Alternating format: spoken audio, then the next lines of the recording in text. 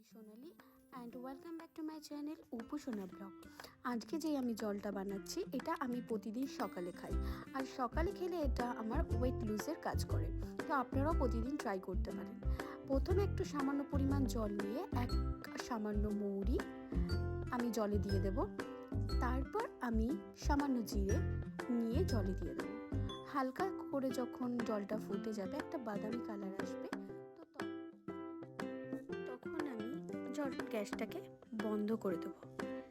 তারপর আমি একটা পাত্রে 1 চামচ ছোট চামচের চিয়া সিডস আর 1 চামচ ছোট চামচের বেসেল সিডস নিয়ে তারপর আমি জলটাকে সেকে এই পাত্রে নিয়ে নিচ্ছি।